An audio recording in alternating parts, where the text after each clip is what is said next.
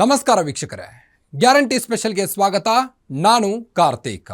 ಮಕ್ಕಳನ್ನು ಬಿಟ್ಟು ನಾನು ಹೇಗೆ ಹೋಗಲಿ? ಇಲ್ಲೇ ಸಾಯ್ತೇವೆ. ಹೋಗಲ್ಲ. ಮದುವೆಯಾಗಿದೆ, ಪಾಕ್ ಪೌರತ್ವವೂ ಇಲ್ಲ. ತೊಲಗಿ ಅಂದರೂ ತೊಲಗುತ್ತಿಲ್ಲ ಪಾಕ್ ಸೊಸೆಯಂದಿರು. ಕರ್ನಾಟಕದಲ್ಲಿ ಎಷ್ಟಿದ್ದಾರೆ ಪಾಕ್ ಸಿಟಿಜನ್ಸ್? ಭಟ್ಕಳದಲ್ಲೇ ಅತಿ ಹೆಚ್ಚು. ಇದೇ ಈ ಹೊತ್ತಿನ ವಿಶೇಷ. ಪಾಕಿಗಳೇ, ಭಾರತ ಬಿಟ್ಟು ತೊಲಗಿ.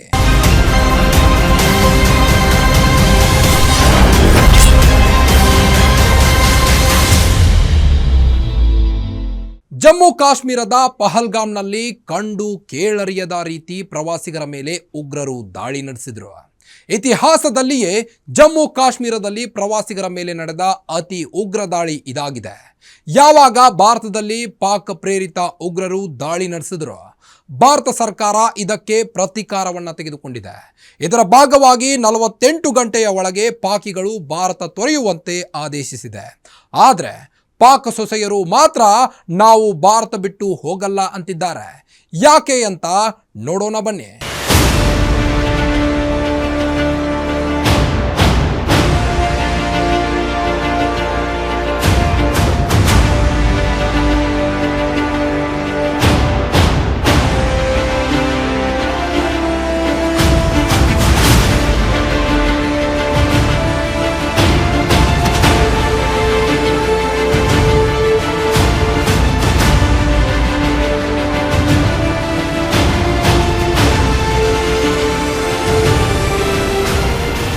ಏಪ್ರಿಲ್ 22, 2025 ಮಂಗಳವಾರ ಜಮ್ಮು ಕಾಶ್ಮೀರದ ಅನಂತನಾಗ್ ಜಿಲ್ಲೆಯ ಪಹಲ್ಗಾಮ್ ಬಳಿಯ ಬೈಸರನ್ ಕಣಿವೆಯಲ್ಲಿ ಒಂದು ದುರ್ಘಟನೆ ಸಂಭವಿಸಿತ್ತು.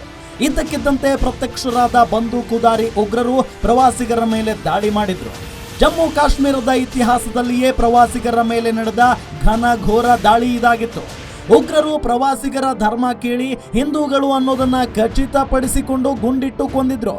ಯಾವಾಗ ಪಾಕ್ ಪ್ರೇರಿತ ಉಗ್ರರು ಈ ರೀತಿ ಹಿಂದೂಗಳನ್ನ ಹೆಕ್ಕಿ ಕೊಂದ್ರು, ಅಲ್ಲಿಗೆ ಕೇಂದ್ರ ಸರ್ಕಾರ ಪಾಕ್ ವಿರುದ್ಧ ರಾಜತಾಂತ್ರಿಕ ಕ್ರಮಕ್ಕೆ ಮುಂದಾಗಿತ್ತು. ಪಾಕಿಸ್ತಾನದ ವಿರುದ್ಧ 5 ಕಠಿಣ ನಿಯಮಗಳನ್ನ ಕೈಗೊಂಡಿತ್ತು. ಸಿಂಧೂ ನದಿ ನೀರು ಒಪ್ಪಂದ ರದ್ದು ಮಾಡೋ ಜೊತೆಗೆ ಭಾರತದಲ್ಲಿರೋ ಪಾಕ್ ಪ್ರಜೆಗಳು 48 ಗಂಟೆಯೊಳಗೆ ಗಂಟು ಮೂಟೆ ಕಟ್ಟಿ ಅಂತ ಹೇಳಿತ್ತು.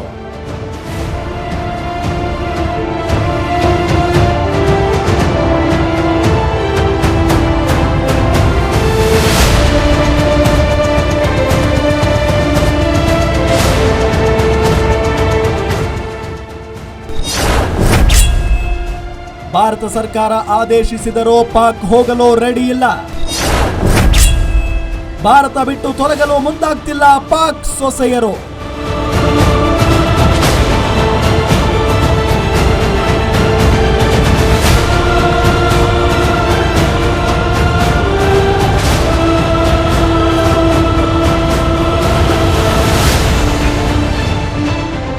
ಪಾಪಿ ಪಾಕಿಸ್ತಾನಕ್ಕೆ ಎಷ್ಟು ಹೇಳಿದ್ರೂ ಬುದ್ಧಿ ಬರಲ್ಲ. ಭಾರತ ಈ ಹಿಂದೆ ಹಲವಾರು ಬಾರಿ ಪಾಕಿಸ್ತಾನಕ್ಕೆ ಎಚ್ಚರಿಕೆ ನೀಡಿದ್ರು. ಉಗ್ರರ ಘೋಷಣೆಯನ್ನ ನಿಲ್ಲಿಸಿಲ್ಲ. ಉರಿ ದಾಳಿ ಬಳಿಕ ಸರ್ಜಿಕಲ್ ಸ್ಟ್ರೈಕ್ ನಡೆದಿತ್ತು. ಪುಲ್ವಾಮಾ ದಾಳಿ ಬಳಿ ಏರ್ ಸ್ಟ್ರೈಕ್ ನಡೆಸಿ ಅವರ ಮನೆಗೆ ನುಗ್ಗಿದ್ದ ಭಾರತೀಯ ಸೇನೆ ಉಗ್ರರನ್ನ ನಿರ್ನಾಮ ಮಾಡಿತ್ತು. ಎಷ್ಟಾದರೂ ಬುದ್ಧಿ ಕಲಿಯದ ಪಾಕಿಸ್ತಾನ್ ಮತ್ತೆ ಉಗ್ರರನ್ನ ಚೂಬಿಟ್ಟು ಭಾರತದಲ್ಲಿ ದಾಳಿ ನಡೆಸಿದೆ. ಇದಕ್ಕೆ ಪ್ರತೀಕಾರವಾಗಿ ಭಾರತ ಸರ್ಕಾರ ಪಾಕ್ ಪ್ರಜೆಗಳಿಗೆ ಭಾರತ ಬಿಟ್ಟು ತೊಲಗಿ ಅಂತ ಹೇಳಿದೆ. ಆದರೆ ಪಾಕ್ ಸೊಸೆಯರು ಮಾತ್ರ ನಾವು ಪಾಕಿಸ್ತಾನಕ್ಕೆ ಹೋಗಲ್ಲ ಅಂತ ವರಾತಕ್ಕೆ ಬಿದ್ದಿದ್ದಾರೆ.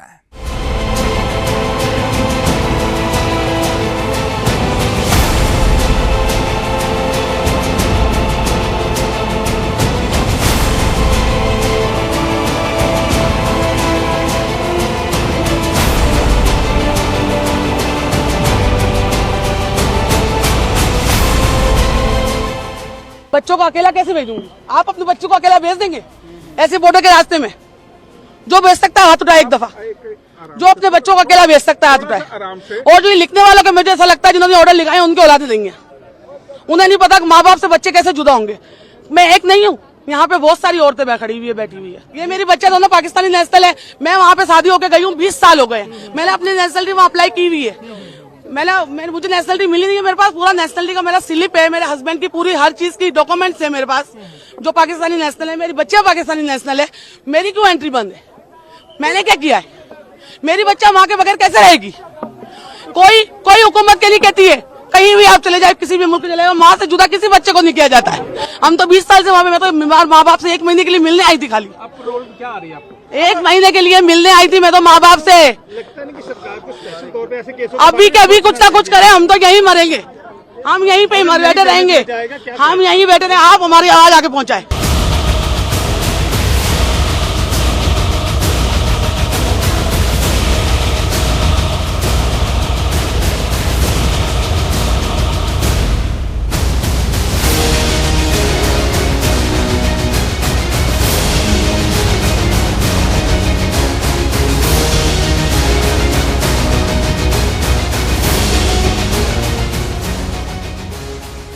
ನೋಡಿದ್ರಲ್ಲ, ಭಾರತದಲ್ಲಿ ಹುಟ್ಟಿ ಪಾಕ್ ಪ್ರಜೆಗಳನ್ನ ಮದುವೆಯಾಗಿರೋ ಈ ಮಹಿಳೆಯರ ಮಾತನ್ನ. ಇವರಿಗೆ ಯಾರಾದ್ರೂ ಪಾಕ್ ಪ್ರಜೆಗಳನ್ನ ಮದುವೆಯಾಗಿ ಅಂತ ಹೇಳಿದ್ರ? ಪಾಕ್ ಪ್ರಜೆಯನ್ನ ಮದುವೆಯಾದ ಬಳಿಕ ಅಲ್ಲೇ ಇರೋದು ಬಿಟ್ಟು ಭಾರತಕ್ಕೆ ಯಾಕೆ ಬರಬೇಕಿತ್ತು? ಭಾರತಕ್ಕೆ ಬಂದ ಬಳಿಕ ಇಲ್ಲಿನ ನೆಲದ ಕಾನೂನನ್ನ ಪಾಲಿಸಬೇಕು. ಅದನ್ನ ಬಿಟ್ಟು ಮಕ್ಕಳನ್ನ ಬಿಟ್ಟು ಹೋಗೋದು ಹೇಗೆ? ಸರ್ಕಾರ ತೆಗೆದುಕೊಂಡಿರೋ ಕ್ರಮ ಸರಿಯಲ್ಲ ಅಂತ ಹೇಳೋದು ಎಷ್ಟು ಸರಿ ಅನ್ನೋ ಪ್ರಶ್ನೆ ಈಗ ಎದ್ದಿದೆ. ಅಲ್ಲದೆ ಅಮಾಯಕರ ಜೀವ ತೆಗೆದ ದೇಶದ ಪ್ರಜೆ ಜೊತೆ ಮದುವೆ ಆದ ಬಳಿಕ ಪಾಕ್ನಲ್ಲಿಯೇ ಉಳಿಯಬೇಕಿತ್ತು. ಈಗ ಇಲ್ಲಿಗೆ ಬಂದು ಸರ್ಕಾರದ ಆದೇಶ ಪಾಲಿಸದೆ ಉದ್ದಟತನ ಮೆರೆತಿದ್ದಾರೆ.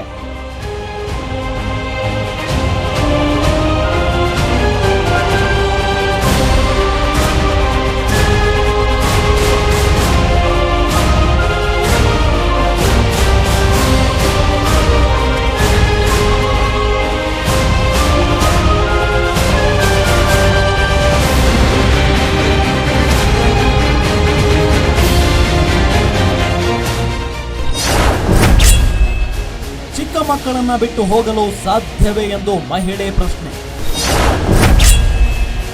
ಎಲ್ಲಿಯೇ ಸಾಯುತ್ತೇವೆ, ಭಾರತ ಬಿಟ್ಟು ಹೋಗಲ್ಲ ಎಂದು ಹಠ.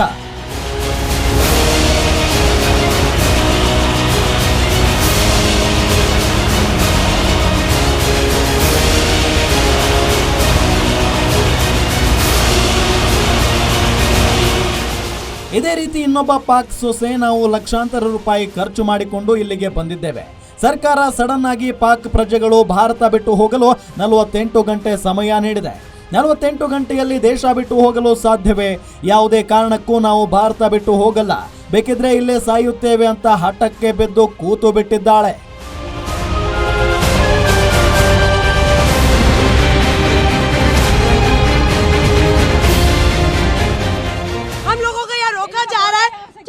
साल के छोटे छोटे बच्चों को अकेला भेज दिया।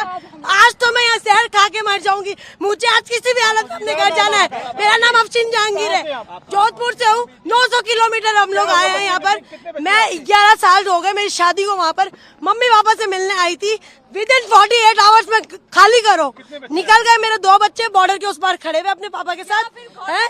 या फिर है ना, गवर्नमेंट ने ये क्यों नहीं चलाया कि जिनकी शादियां हुई हुई है, जो बच्चे यहाँ आई हुई है, उनको ये प्रोटोकॉल फॉलो करना। बस हेडलाइन चला दी 48 आवर की।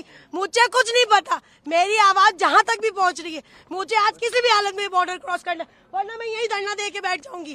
ये कोई तरीका थोड़ी ना हुआ। हम लोग लाखों रुपए बर्बाद करके आए, इतनी आराम से पैसा कमाते हैं क्या?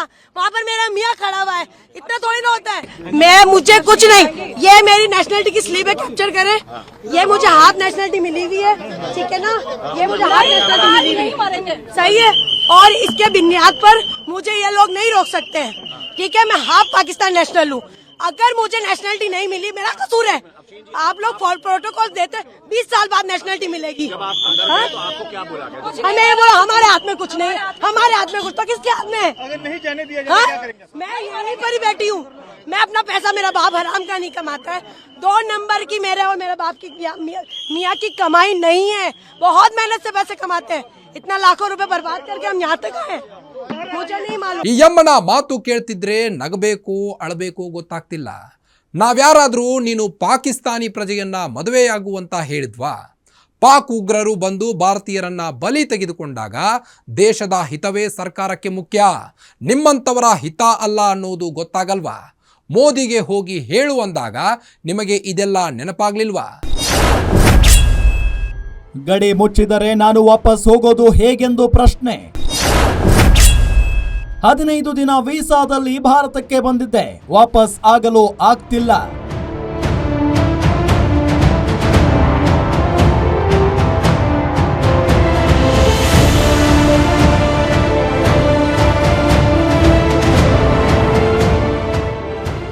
ಪಾಕಿಸ್ತಾನಕ್ಕೆ ವಾಪಸ್ ಹೋಗಿ ಅಂತ ಕೇಂದ್ರ ಸರ್ಕಾರ ಆದೇಶ ಹೊರಡಿಸಿದ್ರೆ ಒಬ್ಬೊಬ್ಬರು ಒಂದೊಂದು ನೆಪ ಹೇಳ್ತಿದ್ದಾರೆ. ವಾಘಾ ಅಟ್ಟಾರಿ ರಸ್ತೆ ಮಾರ್ಗವನ್ನ ಕೇಂದ್ರ ಸರ್ಕಾರ ಸಂಪೂರ್ಣ ಮುಚ್ಚಲು ಆದೇಶಿಸಿತ್ತು. ಗಡಿಯನ್ನ ಮುಚ್ಚಿದ್ರೆ ನಾವು ವಾಪಸ್ ಹೋಗೋದು ಹೇಗೆ ಅಂತ ಮತ್ತೊಬ್ಬ ಮಹಿಳೆ ಪ್ರಶ್ನಿಸಿದ್ದಾಳೆ. ಗಡಿಯ ಮತ್ತೊಂದು ಬದಿಯಲ್ಲಿ ನನ್ನ ಮಕ್ಕಳಿದ್ದಾರೆ, ನನ್ನ ಮಕ್ಕಳ ಜೊತೆ ಇರೋಕೆ ಬಿಡಿ ಅಂತ ಏನೇನೋ ಗೊಂದಲಕಾರಿ ಹೇಳಿಕೆಗಳನ್ನ ನೀಡಿದ್ದಾಳೆ. मेरी 15 साल हो गए शादी को, मेरा वीजा मैं यहीं से लेती हूँ एम्बेसी से. अब एम्बेसी बंद होगी, वीजा मेरे हाथ में. कहाँ पे रहते थे आप? यहाँ मैं दिल्ली में रहती हूँ, दिल्ली के अंदर. हाँ, शादी कराची में हुई. मेरे 4 बच्चे हैं छोटे, उनको वीजा नहीं दिया, मैं उनके साथ उनको ला नहीं पाई. अब बच्चों के बगैर सिर्फ 15 दिन के लिए आई थी, लेकिन अब मुझे इस हादसे की वजह से जाना पड़ रहा है. पर यहाँ से एंट्री नहीं होने दे रहा है, अंदर मुझे जाने नहीं दे रहा. आपसे अपील है, आप मुझे किसी तरीके से मेरी लाइफ चलाएं. और मेरी अपील है आपसे, आप मुझे वहाँ तक जाने दें, मुझे अपने बच्चों से जुदा न करें. आप सब बच्चे वाले हैं, अलग अंदर जाने ही नहीं दे रहे, एंट्री नहीं होने दे रहे. आप कहना है आप जाओ, वीजा का बताना. एम्बेसी जाए, एम्बेसी में से ताला लग गया, वहाँ कैसे बात करना है, यहाँ से वहाँ कैसे जाए. अभी तो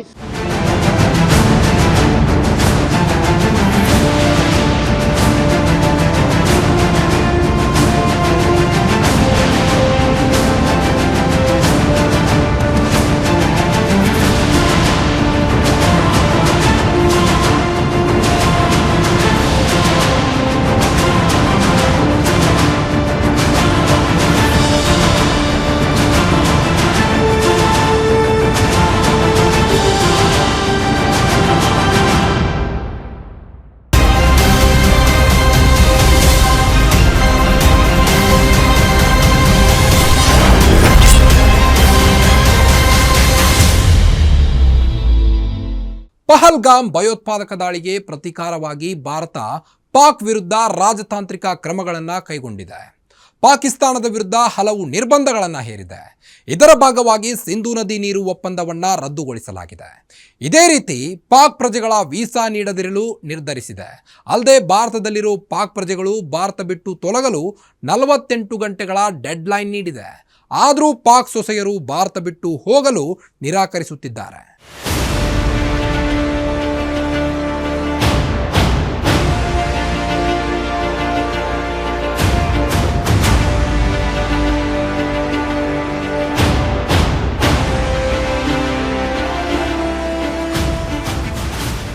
ಪಹಲ್ಗಾಮ್ ಉಗ್ರರ ದಾಳಿಗೆ ಪ್ರತಿಯಾಗಿ ಪಾಕ್ ವಿರುದ್ಧ ಭಾರತ ಹಲವು ನಿರ್ಬಂಧಗಳನ್ನ ಹೇರಿದೆ. ಪಾಕಿಸ್ತಾನದ 35% ಜನರ ಜೀವನಕ್ಕೆ ಆಧಾರವಾಗಿದ್ದ ಸಿಂಧೂ ನದಿ ನೀರು ಒಪ್ಪಂದವನ್ನ ರದ್ದುಗೊಳಿಸಿದೆ. ಇದರಿಂದಾಗಿ ಈಗಾಗಲೇ ಬರ್ಬಾದ್ ಆಗಿರುವಂತಹ ಪಾಕಿಸ್ತಾನವನ್ನ ಮತ್ತಷ್ಟು ಬರ್ಬಾದ್ ಮಾಡಲು ಭಾರತ ಕ್ರಮವನ್ನ ಕೈಗೊಂಡಿದೆ. ಇದರ ಜೊತೆಗೆ ಭಾರತದಲ್ಲಿರೋ ಪಾಕ್ ಪ್ರಜೆಗಳು ಭಾರತವನ್ನ ಬಿಟ್ಟು ತೊಲಗಲು 48 ಗಂಟೆಗಳ ಗಡುವು ನೀಡಿದೆ. ಆದರೆ ಪಾಕ್ ಸೊಸೆಯಂದಿರು ಮಾತ್ರ ಪಾಕಿಸ್ತಾನಕ್ಕೆ ಹೋಗಲು ನಿರಾಕರಿಸುತ್ತಿದ್ದಾರೆ. ಇದಕ್ಕೆ ನಾನಾ ಕಾರಣಗಳನ್ನ ನೀಡುತ್ತಿದ್ದಾರೆ.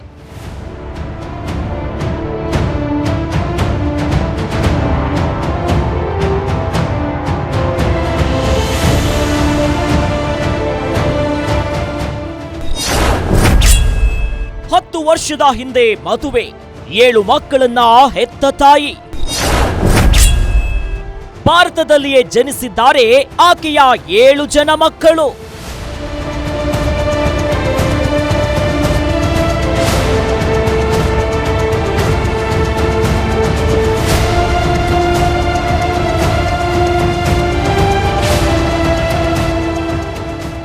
ಕರಾಚಿ ವ್ಯಕ್ತಿ ಜೊತೆ ಸಾಜಿದಾ ಬೀಬಿ ಅನ್ನೋ ಮಹಿಳೆ ಮದುವೆಯಾಗಿದ್ದಾಳೆ. 10 ವರ್ಷಗಳ ಹಿಂದೆ ಸಾಜಿದಾ ಬೀಬಿ ಮದುವೆಯಾಗಿತ್ತು. ಈ 10 ವರ್ಷಗಳಲ್ಲಿ ಆಕೆ ಬರೋಬ್ಬರಿ 7 ಮಕ್ಕಳನ್ನ ಹೆತ್ತಿದ್ದಾಳೆ. ಅಂದ್ರೆ ಆಕೆ ಪ್ರತಿ ಬಾರಿ ಭಾರತದಲ್ಲಿಯೇ ಹೆರಿಗೆಯನ್ನ ಮಾಡಿಸಿಕೊಂಡಿದ್ದಾಳೆ. ಹೀಗಾಗಿ ಆಕೆಯ ಮಕ್ಕಳಿಗೆ ಭಾರತದ ಪೌರತ್ವ ಸಿಕ್ಕಿದೆ. ಯಾವುದೇ ದೇಶದಲ್ಲಿ ಯಾರಿಗೆ ಮಗು ಹುಟ್ಟಿದ್ರೂ ನೈಸರ್ಗಿಕವಾಗಿ ಆ ದೇಶದ ಪೌರತ್ವ ಸಿಗುತ್ತೆ. ಇದೇ ರೀತಿ ಆಕೆ ಮತ್ತು ಆಕೆಯ ಮಕ್ಕಳು ಭಾರತದ ಪ್ರಜೆಗಳಾಗಿದ್ದಾರೆ. ಆಕೆಯ ಗಂಡ ಮಾತ್ರ ಪಾಕಿಸ್ತಾನದ ನಾಗರಿಕನಾಗಿದ್ದಾನೆ.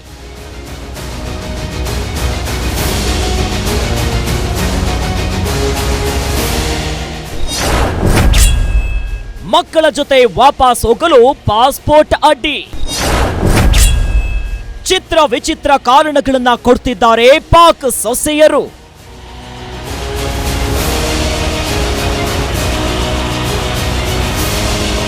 ಪಾಕ್ ಪ್ರಜೆಗಳು ಭಾರತವನ್ನ ಬಿಟ್ಟು ತೊಲಗಲು ಸರ್ಕಾರ ಆದೇಶಿಸಿತ್ತು. ಆದರೆ ಭಾರತ ಬಿಟ್ಟು ತೊಲಗಲು ಪಾಕ್ ಸೊಸೆಯರು ಮನಸ್ಸೇ ಮಾಡ್ತಿಲ್ಲ, ಮನಸ್ಸು ಕೂಡ ಬರ್ತಾ ಇಲ್ಲ ಅನ್ಸುತ್ತೆ. ವಾಜಿದಾ ಖಾನ್ ಅನ್ನೋ ಮಹಿಳೆ ಪಾಕ್ ಪ್ರಜೆಯ ಜೊತೆ 10 ವರ್ಷದ ಹಿಂದೆ ಮದುವೆಯಾಗಿದ್ಲು. ಆಕೆಗೆ 2 ಮಕ್ಕಳಿದ್ದಾರೆ. 2 ಮಕ್ಕಳು ಪಾಕಿಸ್ತಾನದ ಪೌರತ್ವವನ್ನ ಹೊಂದಿದ್ದಾರೆ. ಆದ್ರೆ ಈಕೆ ಮಾತ್ರ ಭಾರತದ ಪಾಸ್ಪೋರ್ಟ್ ಅನ್ನ ಹೊಂದಿದ್ದಾರೆ. ಭಾರತ ಸರ್ಕಾರ ಆದೇಶದಿಂದಾಗಿ ಪಾಕ್ ಪೌರತ್ವ ಹೊಂದಿರೋ ಆಕೆಯ ಮಕ್ಕಳು ಪಾಕಿಸ್ತಾನಕ್ಕೆ ಹಿಂತಿರುಗಬೇಕಾಗಿದೆ. ಆದ್ರೆ ಈಕೆಯ ಬಳಿ ಭಾರತೀಯ ಪಾಸ್ಪೋರ್ಟ್ ಇರೋದ್ರಿಂದ ಆಕೆಗೆ ಪಾಕಿಸ್ತಾನಕ್ಕೆ ತೆರಳಲು ಅಡ್ಡಿಯಾಗ್ತಿದೆ. इंडियन हूँ, मेरी शादी पाकिस्तान में हुई है आज से 10 साल पहले. मेरे दोनों बच्चे इंडिया में हुए थे, पर इनके पास ग्रीन पासपोर्ट है, पाकिस्तानी पासपोर्ट है. दोनों पाकिस्तानी हैं. अभी से 2 महीने पहले फरवरी में मैं यहाँ पे आई थी घूमने के लिए. अब मैं बच्चों के साथ अभी ये जो इन्विटेशन दे दिया कि जल्दी से जल्दी 48 घंटों में जाना. मेरा पासपोर्ट इंडियन है, मेरे बच्चे पाकिस्तानी है, तो अब मुझे यहाँ से निकलना है. तो मैं कैसे निकलूंगी? मुश्किल रहेगी, इसीलिए मैं निकलना चाहती हूँ मेरे बच्चों के साथ. मेरे बच्चे पाकिस्तानी है और बच्चों के साथ माँ का होना बहुत जरूरी होता है. नहीं, ये पता नहीं था और अब यहाँ पे आए तो पता चला है कि ऐसा इशू है कि इंडियन पासपोर्ट को क्रॉस नहीं करवाने दे रहे, इसीलिए. और मेरे बच्चे पाकिस्तानी हैं. अधिकारियों से मिले, उन्होंने बोला इंडियन पासपोर्ट नहीं हो रहा है, सिर्फ ग्रीन पासपोर्ट क्रॉसिंग हो रही है. बट ये हो रहा है कि मेरे बच्चे पाकिस्तानी हैं और मैं इंडियन हूँ, तो मुझे तो जाना जरूरी है बच्चों के साथ. तो मैं सरकार से यही कहना चाहती हूँ कि आपका बहुत बहुत मेहरबानी होगी कि मुझे क्रॉस करवा दे मेरे बच्चों के साथ. मैं यहाँ से मेरे बच्चों के साथ बॉर्डर क्रॉस करना चाहती हूँ. ಭಾರತ ಸರ್ಕಾರದ ಆದೇಶದಂತೆ ಕರ್ನಾಟಕದಲ್ಲಿ ನೆಲೆಸಿರೋ ಪಾಕ್ ಪ್ರಜೆಗಳ ಕುರಿತು ಮಾಹಿತಿಯನ್ನ ಕಲೆ ಹಾಕ್ತಿದ್ದೇವೆ ಅಂತ ಗೃಹ ಸಚಿವ ಡಾಕ್ಟರ್ ಜಿ ಪರಮೇಶ್ವರ್ ಹೇಳಿದ್ದಾರೆ. ಕೇಂದ್ರ ಗೃಹ ಸಚಿವಾಲಯದ ಸೂಚನೆಯಂತೆ ಎಲ್ಲಾ ಜಿಲ್ಲೆಗಳ ಎಸ್ಪಿಗಳಿಗೆ ಮಾಹಿತಿಯನ್ನ ಕಲೆ ಹಾಕಲು ಸೂಚನೆಯನ್ನ ನೀಡಿದ್ದೇವೆ ಅಂತ ಹೇಳಿದ್ದಾರೆ.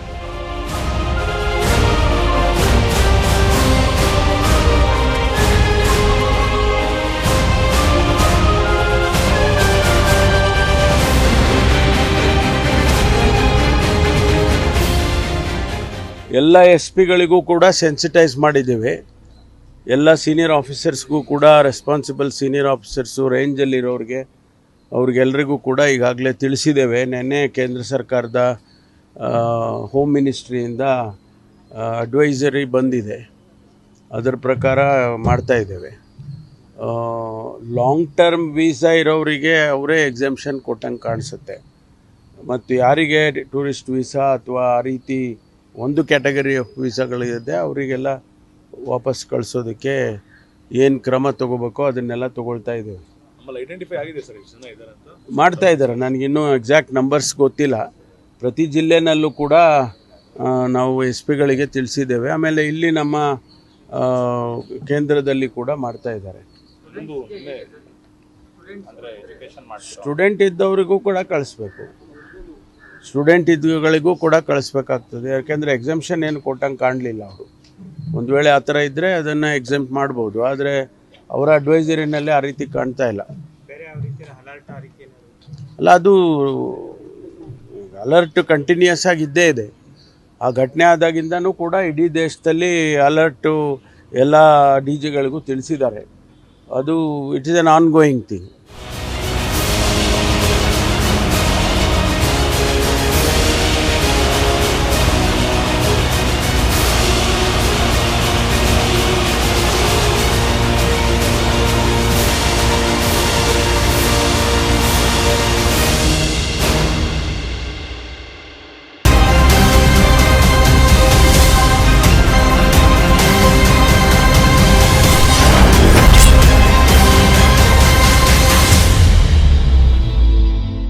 ಭಾರತ ಸರ್ಕಾರ ಪಾಕ್ ಪ್ರಜೆಗಳಿಗೆ ಭಾರತ ಬಿಟ್ಟು ತೊಲಗಲು 48 ಗಂಟೆಗಳ ಡೆಡ್ಲೈನ್ ನೀಡಿದೆ.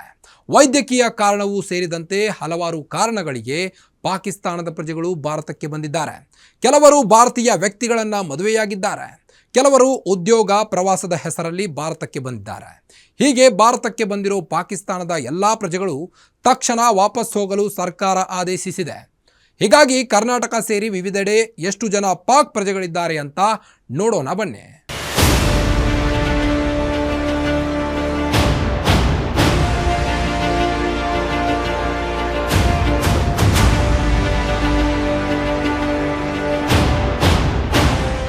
ಬ್ರಿಟಿಷರು ಭಾರತವನ್ನ ಬಿಟ್ಟು ಹೋಗುವಾಗ ದೇಶವನ್ನ 2 ಭಾಗಗಳಾಗಿ ಹೂಳು ಮಾಡಿದ್ರು. ಇದಕ್ಕೂ ಮೊದಲು ಭಾರತದಲ್ಲಿರೋ ಮುಸಲ್ಮಾನರನ್ನ ಪಾಕಿಸ್ತಾನಕ್ಕೆ ಕಳುಹಿಸಿ ಅಲ್ಲಿರೋ ಹಿಂದೂಗಳನ್ನ ಭಾರತಕ್ಕೆ ಕರೆತನ್ನಿ ಅನ್ನೋ ಸಲಹೆ ನೀಡಿದ್ರು. ಆದ್ರೆ ದೇಶ ಕಟ್ಟಿದ ಪಟ್ಟ ಪಡೆಯೋ ಉತ್ಸಾಹದಲ್ಲಿದ್ದ ಕೆಲವು ನಾಯಕರು ಆ ಸಲಹೆಗಳನ್ನ ಕಿವಿಗೆ ಹಾಕಿಕೊಳ್ಳಲಿಲ್ಲ. ಇದರ ಜೊತೆಗೆ ನೆಹರು ಮಾಡಿದ ಒಂದೇ ಒಂದು ತಪ್ಪಿನಿಂದ ಇಂದಿಗೂ ದೇಶ ಭಾರಿ ಯಾತನೆ ಪಡ್ತಿದೆ. ಅಂದು ಕಾಶ್ಮೀರದ ವಿಚಾರವನ್ನ ವಿಶ್ವಸಂಸ್ಥೆಗೆ ತೆಗೆದುಕೊಂಡು ಹೋಗದೇ ಇದ್ದಿದ್ರೆ ಇಂದು ಪಾಕಿಸ್ತಾನ ಅನ್ನೋ ದೇಶದ ಉಪಟಳ ಇಷ್ಟರ ಮಟ್ಟಿಗೆ ಇರ್ತಿರ್ಲಿಲ್ಲ. ಆದ್ರೆ ಭಾರತದ ದುರಾದೃಷ್ಟ ಅನ್ನೋ ರೀತಿ ಪಾಕಿಸ್ತಾನ ನಡೆದುಕೊಳ್ತಿದೆ.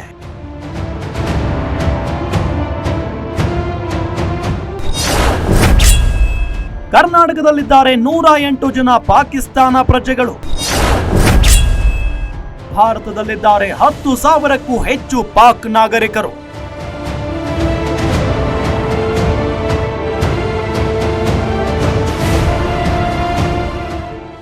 ಕರ್ನಾಟಕದಲ್ಲಿ ಒಂದು ಅಂದಾಜಿನ ಪ್ರಕಾರ 5,000ಕ್ಕೂ ಹೆಚ್ಚು ಪಾಕಿಸ್ತಾನ ಪ್ರಜೆಗಳಿದ್ದಾರಂತೆ. ಆದರೆ ಅವರಲ್ಲಿ ಕೇವಲ 108 ಜನರ ಲೆಕ್ಕ ಮಾತ್ರ ಸಿಕ್ಕಿದೆ. ಕರ್ನಾಟಕದಲ್ಲಿ ಇರೋ ಪಾಕ್ ಪ್ರಜೆಗಳ ಕುರಿತು ಗೃಹ ಇಲಾಖೆ ಮಾಹಿತಿ ಕಲೆ ಹಾಕ್ತಿದೆ. ಪೊಲೀಸರು ಪಾಕಿಸ್ತಾನಿ ಪ್ರಜೆಗಳ ಗುರುತು ಪತ್ತೆ ಹಚ್ಚೋ ಕೆಲಸ ಮಾಡ್ತಿದ್ದಾರೆ. ಸದ್ಯಕ್ಕೆ ಸಿಕ್ಕಿರೋ ಮಾಹಿತಿ ಪ್ರಕಾರ ಯಾವ್ಯಾವ ಜಿಲ್ಲೆಯಲ್ಲಿ ಎಷ್ಟೆಷ್ಟು ಪಾಕಿಸ್ತಾನಿ ಪ್ರಜೆಗಳಿದ್ದಾರೆ ಅಂತ ನೋಡೋದಾದ್ರೆ, ರಾಜ್ಯ ರಾಜಧಾನಿ ಬೆಂಗಳೂರಿನಲ್ಲಿ 22 ಪಾಕ್ ಪ್ರಜೆಗಳಿದ್ರೆ ಉತ್ತರ ಕನ್ನಡ ಜಿಲ್ಲೆಯಲ್ಲಿ 15, ಬೆಳಗಾವಿಯಲ್ಲಿ 6, ಬೀದರ್ನಲ್ಲಿ 5, ಮೈಸೂರು, ಕಲಬುರಗಿಯಲ್ಲಿ ತಲಾ 4, ದಾವಣಗೆರೆಯಲ್ಲಿ 3, ತುಮಕೂರು ಮತ್ತು ದಕ್ಷಿಣ ಕನ್ನಡ ಜಿಲ್ಲೆಯಲ್ಲಿ ತಲಾ 2 ಪಾಕಿಸ್ತಾನದ ಪ್ರಜೆಗಳಿದ್ದಾರೆ ಅಂತ ಪೊಲೀಸ್ ಇಲಾಖೆ ಮಾಹಿತಿ ನೀಡಿದೆ.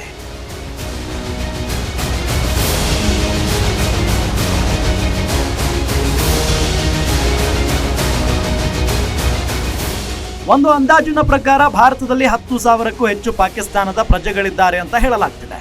ಇನ್ನು ಒಂದು ಅಂದಾಜಿನ ಪ್ರಕಾರ ಅಕ್ರಮವಾಗಿ ಭಾರತಕ್ಕೆ ಬಂದಿರೋ ಪಾಕ್ ಪ್ರಜೆಗಳ ಸಂಖ್ಯೆ 50,000ಕ್ಕೂ ಹೆಚ್ಚು ಅಂತ ಹೇಳಲಾಗ್ತಿದೆ. ಉತ್ತರ ಪ್ರದೇಶದಲ್ಲಿ ಅತಿ ಹೆಚ್ಚು ಪಾಕಿಸ್ತಾನದ ಪ್ರಜೆಗಳಿದ್ದಾರೆ ಅಂತ ಹೇಳಲಾಗ್ತಿದೆ.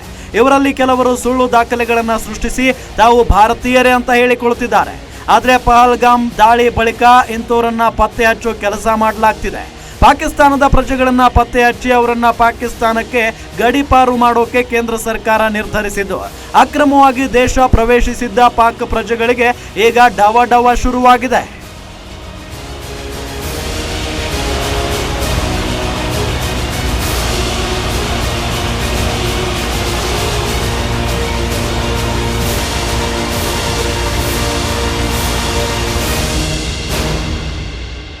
ಒಟ್ನಲ್ಲಿ ಪಹಲ್ಗಾಮ್ನಲ್ಲಿ ಮತ್ತೆ ನರಿ ಬುದ್ಧಿ ತೋರಿಸಿದ್ದ ಪಾಕಿಸ್ತಾನಕ್ಕೆ ಕೇಂದ್ರ ಸರ್ಕಾರ ಸರಿಯಾಗಿ ಪಾಠ ಕಲಿಸಲು ಮುಂದಾಗಿದೆ. ಹೀಗಾಗಿಯೇ ಪಾಕಿಸ್ತಾನದ ವಿರುದ್ಧ ಹಲವು ನಿರ್ಬಂಧಗಳನ್ನು ಹೇರೋ ಮೂಲಕ ಚುರುಕು ಮುಟ್ಟಿಸಿದೆ. ಆದರೆ ಪಹಲ್ಗಾಮ್ನಲ್ಲಿ ಪ್ರಾಣ ಕಳೆದುಕೊಂಡಿರೋ 26 ಜೀವಗಳ ಆತ್ಮಕ್ಕೆ ನಿಜವಾಗಿಯೂ ಶಾಂತಿ ಸಿಗಬೇಕಾದ್ರೆ ಸರ್ಕಾರ ಇನ್ನೂ ಕಠಿಣ ಕ್ರಮವನ್ನು ಕೈಗೊಳ್ಳಬೇಕು ಅಂತ ಭಾರತೀಯರ ಆಗ್ರಹವಾಗಿದೆ. ಹೀಗಾಗಿ ಕೇಂದ್ರ ಸರ್ಕಾರ ಯಾವ ಕ್ರಮ ಕೈಗೊಳ್ಳುತ್ತೆ ಅಂತ ಕಾದು ನೋಡಬೇಕಾಗಿದೆ. ಇದಾಗಿತ್ತು ಈ ಹೊತ್ತಿನ ವಿಶೇಷ. ನೋಡ್ತಾ ಇರಿ ಗ್ಯಾರಂಟಿ ನ್ಯೂಸ್, ಸುದ್ದಿ ಖಚಿತ, ನ್ಯಾಯ ನಿಶ್ಚಿತ.